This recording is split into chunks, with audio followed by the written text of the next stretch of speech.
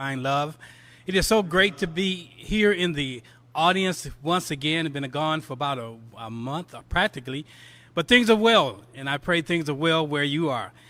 I ask that you join me in this space called Right Here, Right Now. For where I am, God is, and where God is, you are. This morning, I want to continue in the conversation that has been ensuing for this entire month that has to do with healing. And I want to talk specifically about healing for the African American community, looking at the family, the male, the female, the children, our community. This has been a very interesting week. This week we found that we had an act of from the executive office, that is, the president signed into being what is known as the official acknowledgement of Juneteenth, which means on June 19th of every year going forward, it is a national holiday. Now, I have a concern. I am happy that it has been acknowledged and that they've finally done that. But I want to talk to you today about healing. There is an adage that says, heal thyself. And if you are waiting on someone to heal you, to liberate you, to free you, the problem with that is if they do it, it could be temporary. Just as they signed into order that some of you are free, they can simply sign another order that states that you are not free. I want you to know this. If the oppressor gives it to you, he still maintains the power to take it from you. Now, when I say the oppressor, I'm not talking about an individual. I'm talking about a system. Racism is a system. It just so happens to be cloaked by those who are of an European descent for the most part. But even inside of the African American community, we perpetuate this racism. And bear with me this morning. I'm going to take some time and share that with you. I want you to know this. Emancipation, liberation isn't awarded, it's assumed. Think about it. It was not the signature that was received in 1865, neither the signature that went forth in 1866, nor the signature that we received in 2021 that liberated true African Americans. We must understand this, that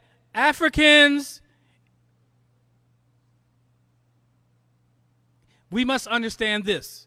If you say something, if you have to try and tell me something.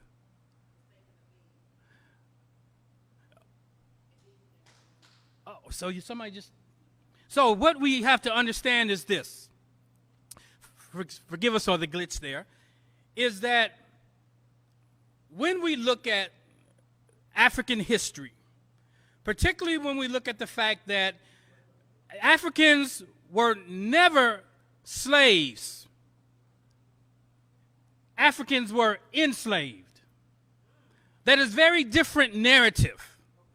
When you are told that you are a slave and you take on the psychology, the psyche of a slave, you become a slave.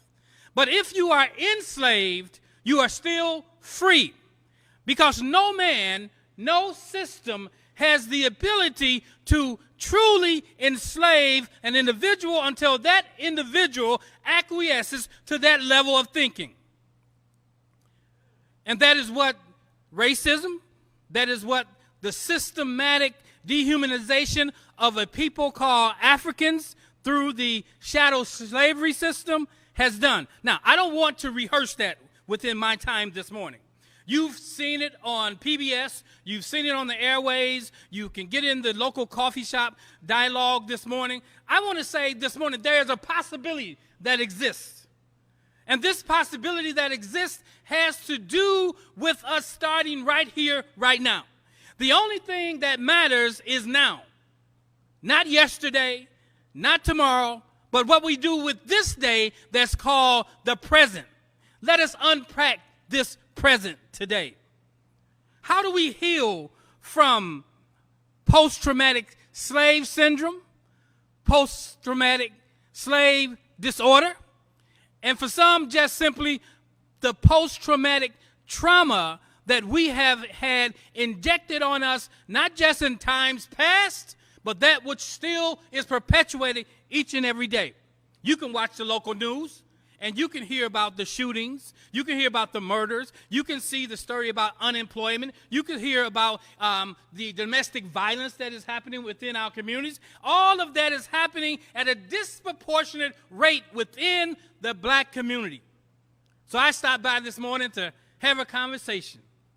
And not just to have a conversation, but to offer to you a solution.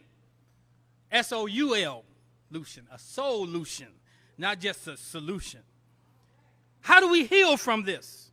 We have to understand that it starts with us taking responsibility for our situation, for our circumstances, realizing that the situation that you're in right now perhaps is the perfect catalyst for a new possibility to rise into your life. So we have another holiday to celebrate.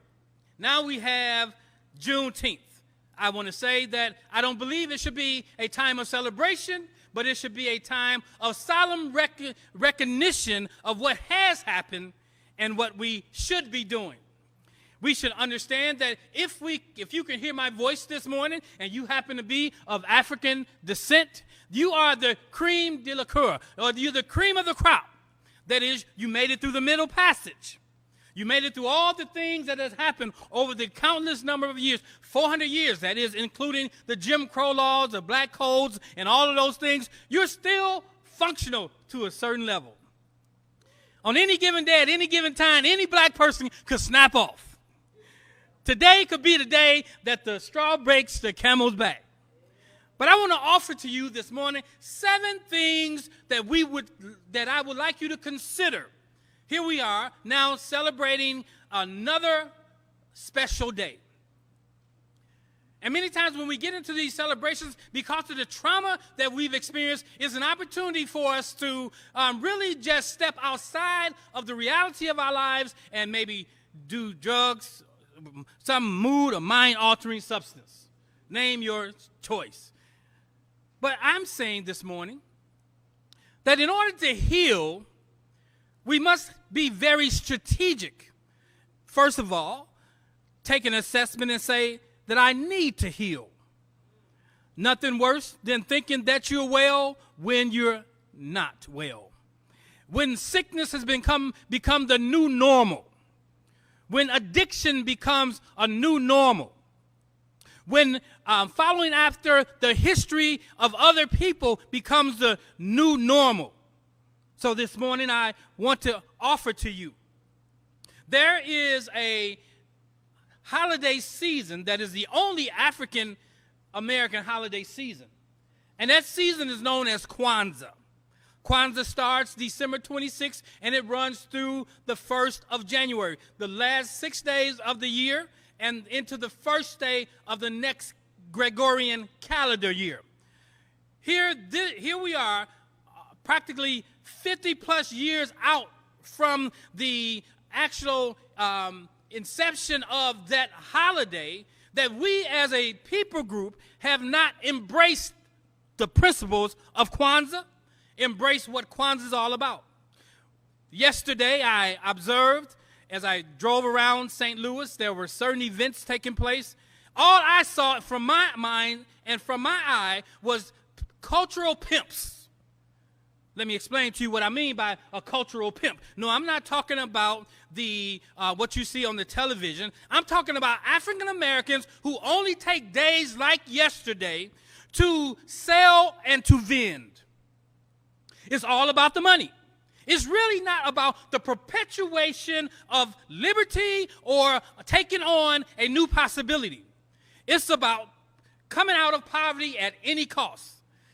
Not really resonating with what this day or that day represented, but really dealing with the fact that what's front and center is the fact that they may need money.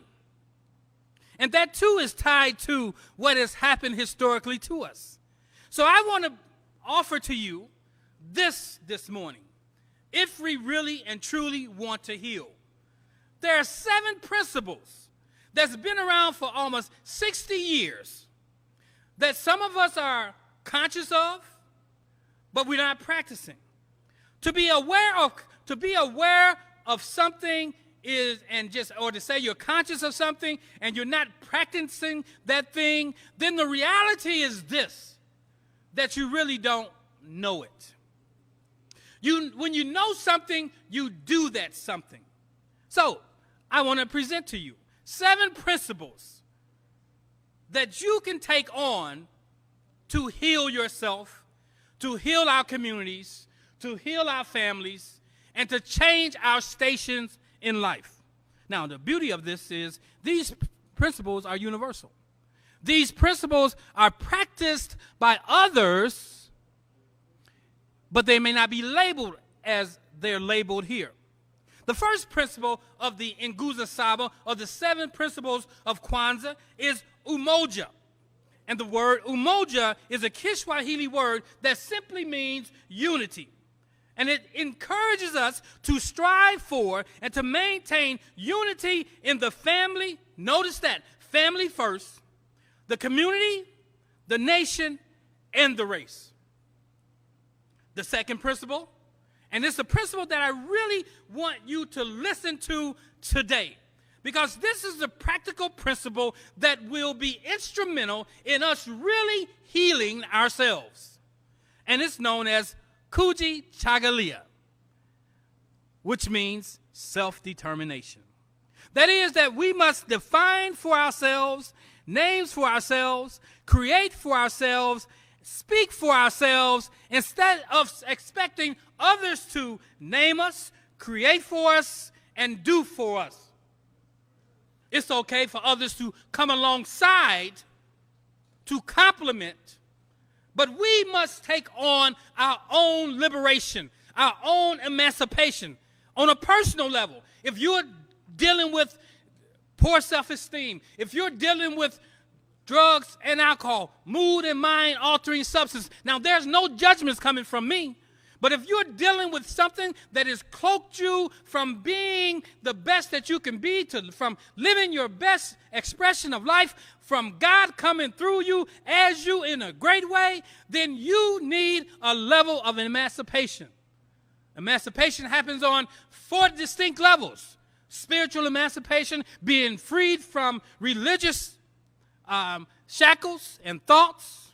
It has to do with physical emancipation, the physical shackles you may have, or the addictions you may be dealing with, or those things that keep you from becoming your best self in a physical sense. It could be your emotional emancipation. Sometimes your emotions have you so tied up that you can't express yourself.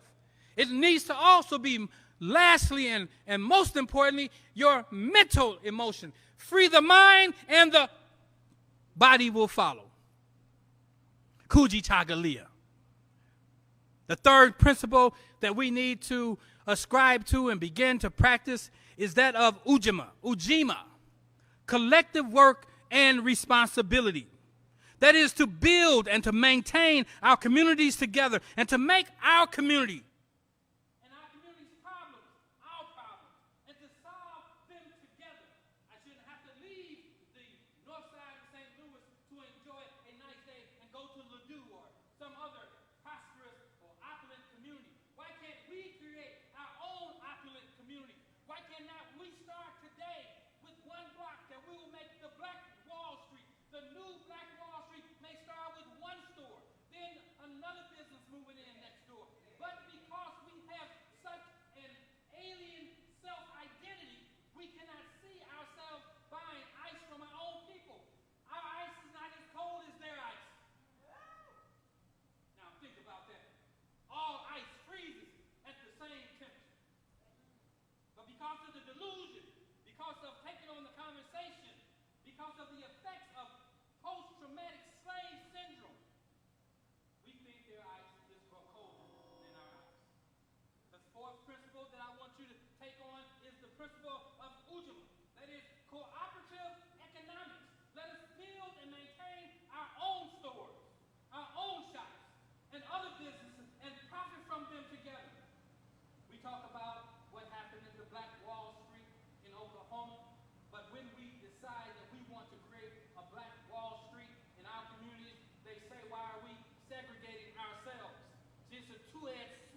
You can't tell us that we need to do for ourselves and not allow us to do for ourselves. When we say we're doing this for the black community, that is not an act of racism. That takes nothing away from you.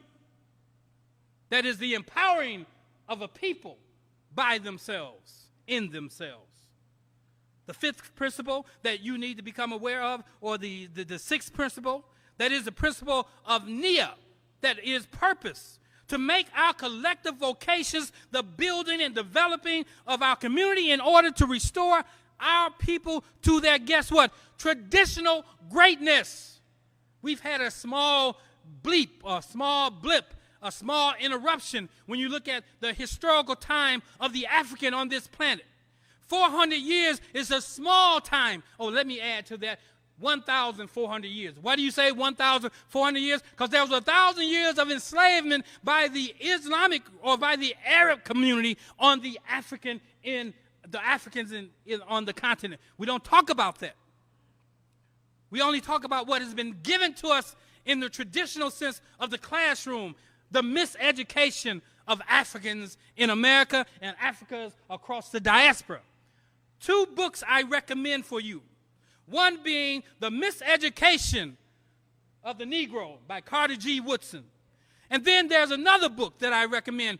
Book 2, Stolen Legacy by George G. M. James. Stolen Legacy. The Greek philosophy is stolen Egyptian philosophy. Now, that is not to say that everything black is right, but guess what? We need to self-correct ourselves. We cannot expect those who oppressed us to do for us what we need to do for ourselves. Now, the last is the word imani, the Kiswahili word imani, the word that means faith.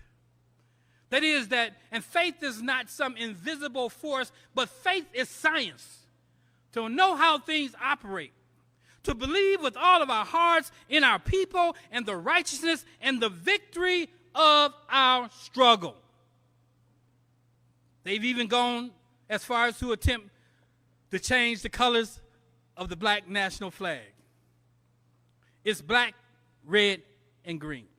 I'm sorry, it's red, black, and green. Red is for the struggle that often ends in bloodshed. Come on now. And black is for the people. Come on now, from which all things came. And green is for the possibility of nature, how it brings forth true liberation. So I offer to you this morning in this brief diatribe the fact that you can heal yourself. And it starts with taking a self-assessment. It starts with identifying that I have a level of sickness. I am suffering from a syndrome, post-traumatic slave syndrome. And if that's a new term for you, Google Dr. Joy DeGruy. J-O-Y, last name D-E-G-R-U-Y. Dr. Joy DeGruy. Listen to one of her lectures. She's a black psychologist. Now, when I say she's a black psychologist, I don't mean she's a black psychologist with a black face that's teaching white theories. I'm saying that she's a black-faced woman who also has taken on the responsibility of creating or speaking in terms of psychology from the perspective of the African mind. So I thank you this morning. I thank you for your time, for minds spent. My challenge holds fast. This week, grab a book. Perhaps it'll be one of those 2 books. Because if you are an educator, if you are a pastor, if you are a politician, if you are a thought leader, you need to know that you have been subliminally impacted by post-traumatic slave syndrome, and you need healing. Let us bow our heads in a moment of silence. As we pray this morning, we acknowledge right here, right now, that where we are, God is, and where you are, God is also. We acknowledge this morning that this is a new day called Now, and it's called Today. And it is a present that we desire to unpack. And we desire to unpack the new possibility that comes with it. And so it is. Amen.